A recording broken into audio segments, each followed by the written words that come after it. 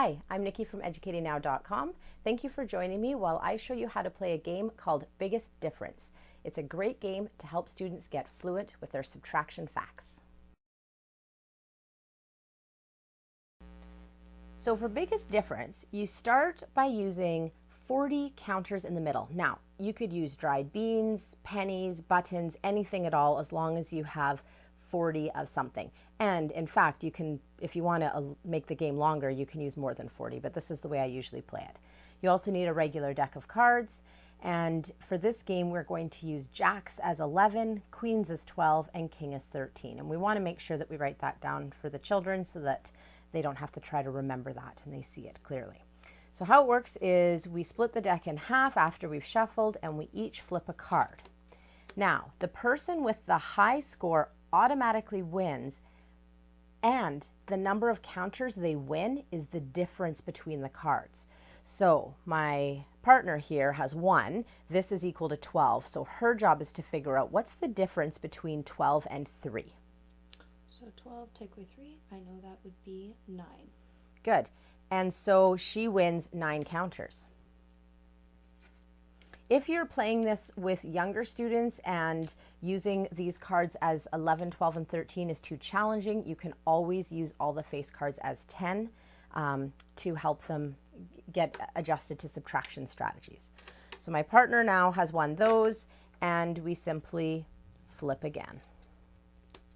So she's won again, but this time she doesn't win 9 because the difference between 13 and 7 is? Well, I know 3 onto 7 makes 10, plus 3 more makes 13, so 3 and 3 is 6. Good. And Carla showed us her strategy, and that's really what we want. We don't want students finger counting past around grade 3 if we can help it. We want them to be using these, what we call additive strategies, but they also work for subtraction. So adding up, as Carla just modeled, is really valuable for a lot of students. So they think about, if I'm at 7 and I need to get to 13, how many do I need to add on?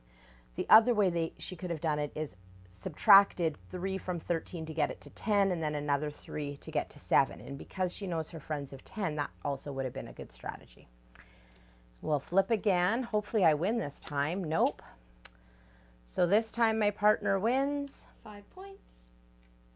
I'm getting good at this. Yeah. I always like to ask the students too, when we play games like this, if this is a game of chance or a game of skill.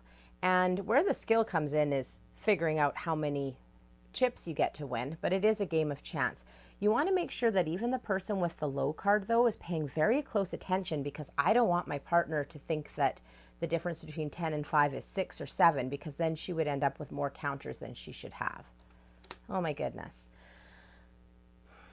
So this is an 11 in this game, and this is a 1. Aces are always 1. I like this one. 10 points. Yep. The bigger the difference, the bigger the win. That's right. And students will notice that pattern as well.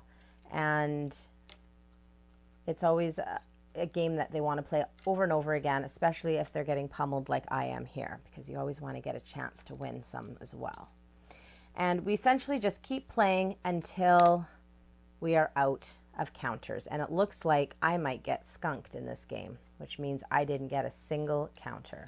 Because I just got 8 points. So I have maybe one more chance here to win these last remaining points. And I did finally, thank goodness. And the game's over because our pile is gone. We then can figure out our totals. We know that altogether we had 40. If I only have 2, I've got 38. Great. And so my partner wins big this time. And you can play over and over again that way.